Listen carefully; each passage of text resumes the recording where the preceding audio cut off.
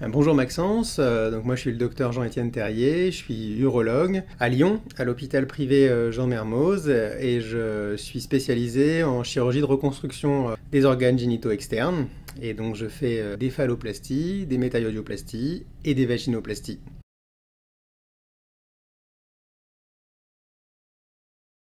La phalloplastie abdominale, c'est une des techniques de phalloplastie. Il existe énormément de techniques de phalloplastie. Je commence toujours ma consultation en disant cela, c'est-à-dire qu'il y a la technique de l'avant-bras, qui est la phalloplastie antébrachiale, qui est une chirurgie extrêmement connue dans le monde. Il y a la technique du dos, qu'on appelle le grand dorsal, il y a la cuisse, qu'on appelle l'ALT, il y a la phalloplastie abdominale, donc on va prendre un lambeau au niveau du ventre, il y a la phalloplastie inguinale, vous voyez, il y a plein de phalloplasties. Et là, je ne les ai pas toutes dites. La phalloplastie abdominale est une des techniques.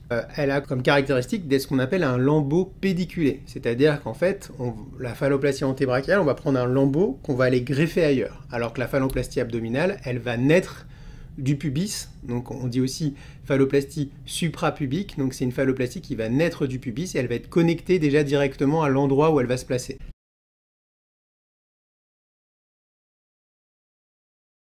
Donc sur une première consultation, ça va beaucoup dépendre en fait du patient que j'ai en face de moi et de son niveau de connaissance de la phalloplastie.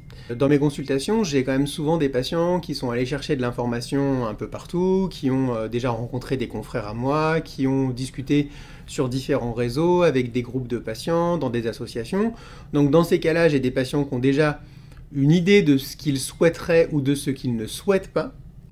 Et j'ai des patients aussi qui vont absolument ne rien connaître sur la phalloplastie parce que ça leur fait peur, parce qu'ils sont allés voir sur des réseaux sociaux, mais cet afflux de connaissances, enfin d'informations les a effrayés, donc ils partent un peu de zéro, et donc là c'est un petit peu plus dur parce qu'il faut construire. Mais globalement, mon discours, il reste un peu le même, c'est-à-dire que mon objectif principal, c'est de présenter le fait qu'il y a plusieurs techniques possibles. Alors si le patient ne connaît pas, je lui parle également des métaillodioplasties. Je lui explique qu'il y a deux grandes catégories, les phalloplasties et les métaillodioplasties. Et sur les phalloplasties, je commence par expliquer qu'il y a plein de techniques et que chaque technique a des avantages et des inconvénients. Et ça, c'est très important, c'est de se dire une chose très simple, ça paraît évident, mais s'il y avait une technique de parfaite, on aurait abandonné toutes les autres. Donc la phalloplastie abdominale est une des techniques possibles, mais c'est loin d'être une technique parfaite. Tout comme la phalloplastie antébrachiale n'est pas une technique parfaite.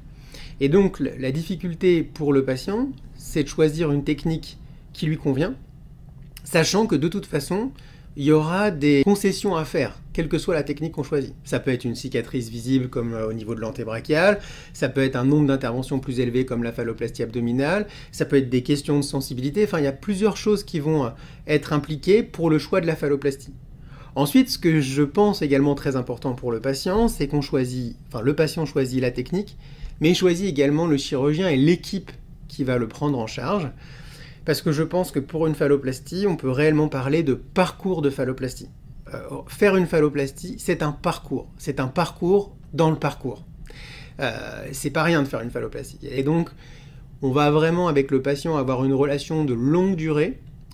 Et ça, c'est important aussi dans le choix, parce que je pense vraiment, en tout cas en France, qu'on choisit pas que sa technique, on choisit la technique et le chirurgien.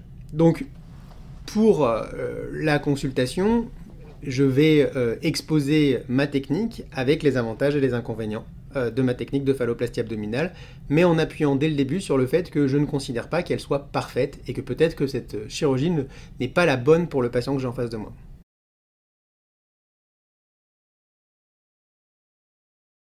L'un des avantages majeurs de la phalloplastie abdominale, c'est l'absence de cicatrices visibles dans la vie de tous les jours. Alors il y a d'autres techniques avec lesquelles on peut cacher facilement la cicatrice, mais la phallo-abdo, si on compare à la phallo-antébrachiale, on n'a pas de grosses cicatrices visibles. On a une cicatrice qui est importante, qui peut être même très importante au niveau du ventre, mais en fait c'est au niveau du bas-ventre, c'est au niveau du pubis, sous le nombril. Ça peut être une cicatrice importante, assez rétractée, pas très jolie, mais cette cicatrice, dans la vie de tous les jours, on la voit pas. Et même à la plage l'été, on peut mettre un short de bain, un maillot de bain un peu haut, on peut continuer à voir la cicatrice, mais c'est plus facile d'expliquer socialement qu'on a une cicatrice au niveau du ventre qu'une grosse cicatrice au niveau du dos, au niveau du bras. C'est une des raisons importantes pour laquelle les patients peuvent choisir cette technique. L'autre avantage important, c'est la sécurité. La phalloplastie abdominale telle que je la fais, c'est une technique qui a été inventée par le docteur Morel-Journel, c'est-à-dire qu'elle existait depuis de nombreuses années, la technique abdominale, mais ce qu'a apporté le docteur Morel-Journel à Lyon, c'est l'apport des ballons d'expansion et le fait de faire l'intervention en plusieurs étapes. Le fait de faire cette intervention en plusieurs étapes, ça a permis d'apporter la sécurité de la cicatrisation. À l'époque, avant qu'il apporte cette technique-là, si on prend par exemple l'exemple des chirurgiens de Londres qui ont une énorme activité de phalloplastie, ils avaient une bonne activité de phalloplastie abdominale, mais ils gardaient quand même des risques de nécrose totale. Il y avait des gens qui perdaient pour des problèmes de cicatrisation. Alors qu'avec l'apport des ballons, on s'est rendu compte qu'on n'avait pas le risque de nécrose totale de la phallo. En tout cas, dans la série qu'on avait à l'époque, et je crois que pour l'instant c'est toujours le cas, en tout cas moi j'ai jamais eu de perte totale de la phallo. Donc ça c'est un élément important, parce que sur des lambeaux libres, lorsqu'on prend un lambeau à d'autres endroits, on a des risques de nécrose, de perte du lambeau. Ces risques de nécrose, en fonction des techniques, peuvent aller de 2, 3 à 5%. Ce qui est effectivement, c'est à la fois rare, mais pas tant que ça, et c'est extrêmement traumatisant. Quand vous perdez votre phalloplastie, c'est tragique pour le patient, évidemment. Et donc la phalloplastie abdominale avec les ballons d'expansion, elle permet d'éviter ce risque-là de nécrose totale. Et ça permet également de faire des phalloplasties à des gens un peu plus fragiles. Puisque lorsqu'on a des patients âgés ou avec des antécédents plus importants, les phalloplasties avec des lambeaux libres sont plus risquées, puisque la circulation veineuse et artérielle peut être de moins bonne qualité. Et donc la phalloplastie abdominale, elle permet de faire des phalloplasties à des gens un peu plus fragiles que la phalloplastie avec lambeaux libres.